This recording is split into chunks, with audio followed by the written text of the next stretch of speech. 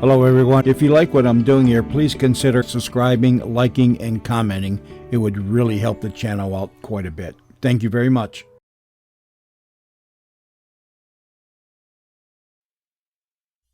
Mrs. M. If you can't speak without swearing, you might as well save your breath. I only asked where the hell we were. We are supposed to be outside Honiton. We'd be outside Honiton if you could read a map. I only hope we reach civilization before sunset. And when we do, perhaps we shall get some tea. Typical. Adrift in the wilderness and you witter about tea. Well, it's nearly 5 hours since that lousy ploughman's lunch. You chose the pub, my sweet. You're the one who shouted stop. Stop! Stop! What is it now? That sign. It says respite. What of it? Well, they might serve teas. Does the sign say teas? They might even put us up for the night. Ever the optimist. Oh, well, we could ask. Look, there's the drive. That is private property. Well, it doesn't say private. It doesn't have to. Oh, you're not driving on. What else do you expect? Respite. What sort of a sign is that? Respite. Welcome to Respite, my dear. Do you expect anyone to find this place half a mile up a cart track? I always say if people are meant to find us, they'll find us. We wondered if It's you... nearly over, but no need to hurry. You'd like to do something about the dust first. There's hot and cold in all rooms. I haven't said anything about a room. There's always a welcome at Respite, Mr. Benson. I'm Mrs. Meadowsweet. You can sign the register later, Mr. Benson. Really? Why? But you will be staying. Yes. I didn't say yes. I said yes, Arthur. I'll be staying. You can please yourself. Inga can lend a hand to the cases. Inga!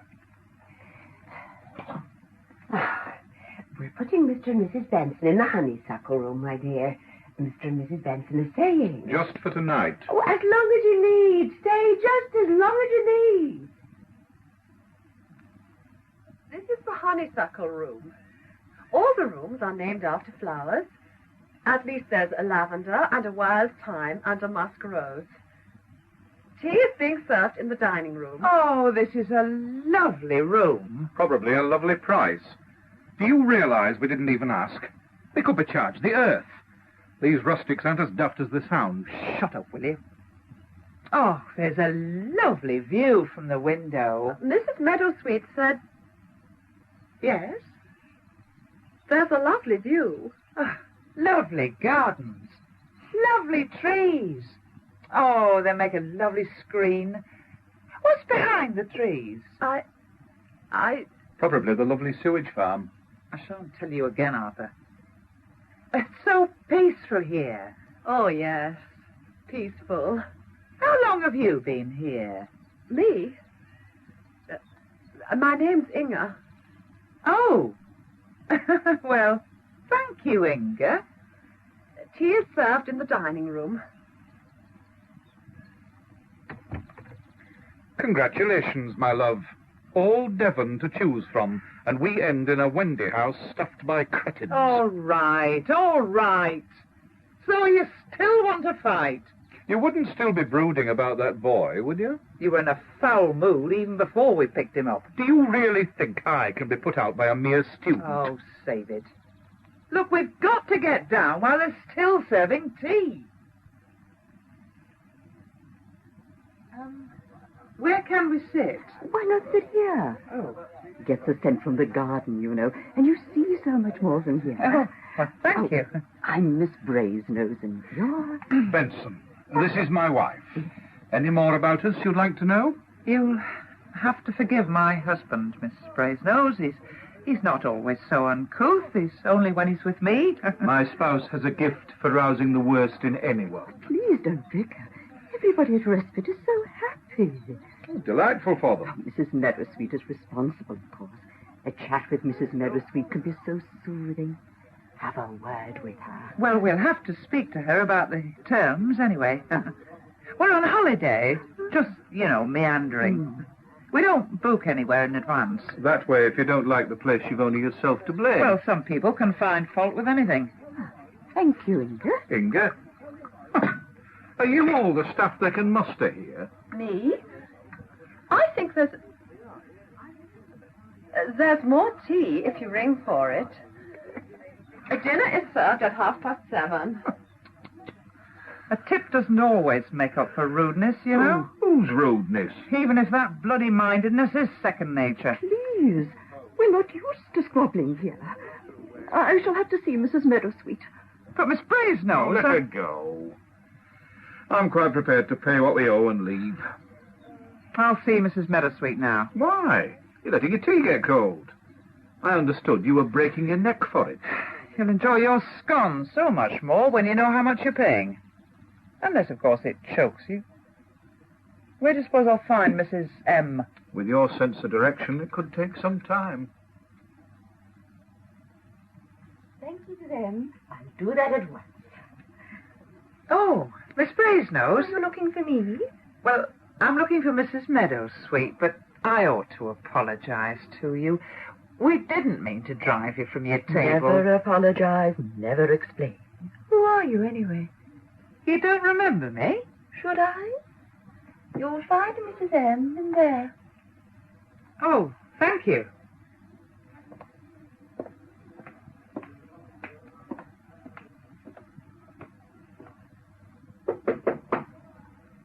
No need to stand knocking, my dear. Come in. Now, what can be troubling you? Well, we haven't asked how much our room is going to cost. No more than you can afford, my dear. But you've more on your mind than our price list, haven't you? Of course. Was Miss Brasenose complaining? Guests come and go with their problems. They say I'm a good listener. Oh, it's so silly. It started with a hitchhiker. Do sit down. Well, it wasn't worth quarrelling over. Oh, I'm listening, my dear. you know, the sort that gives stroppy students a bad name. Oh, why did I insist that we ought to pick him up? I don't know. No? You're right, I do. To put one over on Arthur. For the row over the ploughman's lunch. So we were stuck with... Said his name was Simon something. I wasn't taking much notice, too busy swapping insults with Arthur. We're pretty expert. And after a few miles, the Bolshie in the back demanded to be put down again. He said we were giving him a splitting head. His nerves couldn't take any more, and if we didn't stop, he'd throw himself out. Well, Arthur and I didn't utter another word for at least 10 miles. Stunned. Mind you, we found our voices after that. I always say there's nothing in this world as bitter as a memory turned sour. But you're not going to worry about it any longer, are you? I say you're not going to worry. Worry? What about? Never mind, my dear. I always say what you can't remember can't hurt you. I mean, I came to see you about something. Your room? I hope honeysuckle's to your liking. Oh, no problem there. I'm sure I'll sleep well, but... Now, don't go chasing after old memories, my dear. Let them go. And if anything else bothers you, I'm always ready to listen. Haven't you finished snuffling at that window yet? There's a bed of night-scented stock below us. All this sweetness and light is leading up to something. I can't understand why you're in such a bad mood.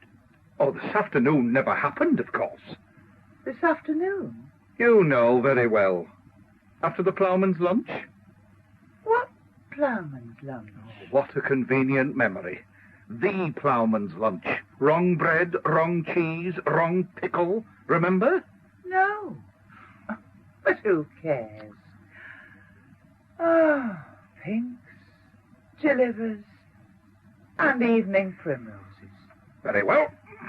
Arthur, where are you going? I am going down to that garden.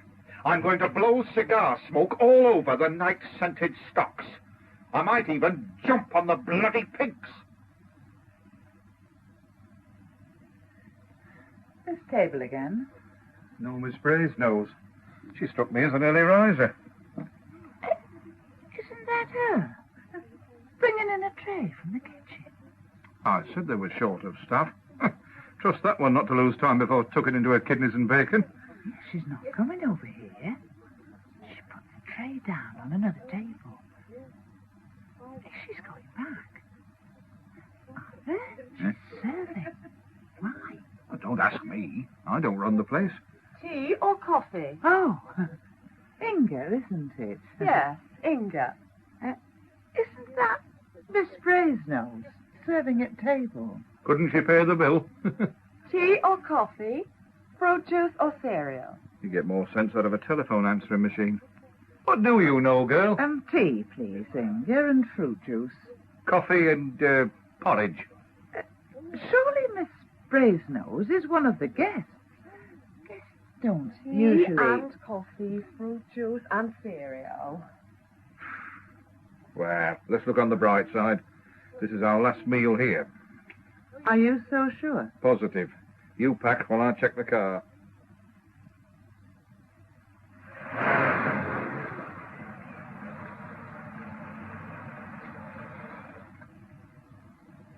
A beautiful car, Mr. Benson.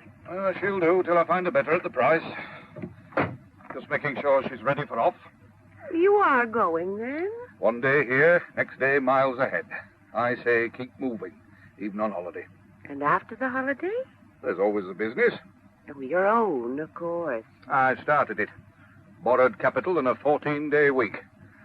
I take things more easily now. No more than a 24-hour day. When you first set foot in Respite, I said, there's a man with a load on his mind. Who do I settle with? Who but me, dear? Shall we take the pretty way back to the house, through the garden? Tell me more about what you do. Exactly how did the business begin? What's good for business isn't always so good for a marriage. I suppose, in a way, that's where things started to go wrong. Oh, the marriage hasn't gone wrong, my dear. You only have to give it as much attention as you do the car. The car. Would you like to know something? I'm listening. I didn't really want that car in the first place. Too extravagant, wasteful to run. But once I'd started to beat the seller down, I couldn't stop. Especially when I realized he'd got to sell. I almost felt sorry for him. Only feeling sorry isn't good for business. It was a bargain. I could sell tomorrow and make a profit. He was almost crying at the price. Does it hurt to remember? Remember? Remember what? Well, bargaining can be a fine and exciting way to earn a living, but I'd say it was too much for a 24-hour day. Oh, for a change, I'd suggest something more relaxing. Gardening now. Gardening? I've always hated gardening. Always? When I was at the Christopher Robin age, I was scared by a slug. Is that a fact? Yeah, horrid black thing. More like a leech. Must have seemed enormous to a child. I can remember it now. You don't like slugs either, Mrs. Meadowsweet. I don't like false memories, Mr. Benson. No? Oh, well, false memories worse than a bad nut. Sickening. Ugh. Would you be calling me a liar? Exactly why don't you like gardening, Mr. Benson? Just what is it you'd rather not remember? I tell you, Oh. You're a knowing old devil, Mrs. Meadowsweet. Well, I've had experience. Well, I don't know why I bother telling you, but you see, my father actually liked gardening. He always kept his tools bright and shining. You could have used his spade as a mirror. In a manner of speaking. Well, one day, I thought I'd help. I dug up the dahlias. Not only that, I left his spade out in the rain. He made no allowance for youth or inexperience. He half killed me. That beating hurt me more than it hurt him, I can tell you. It still does when I think about it. Memories can be so painful, my dear. Oh, I'm sure that one's better out than in. So why don't you like gardening? Who said I don't like gardening? I just can't spare the time. Hey, would you like to see our tool shed? Huh? Oh, the last gardener left everything so spotless. Yeah, he left us not so long ago, but the weeds are creeping back. Couch grass under the roses and such like. Oh, bless me. We've walked full circle. That's a beautiful car, Mr. Benson. I bet it's like some women. Lovely to look at, but a bitch to run. You know whose it is? Somebody just signed in. Never you mind, my dear. This is the way to the potting shed.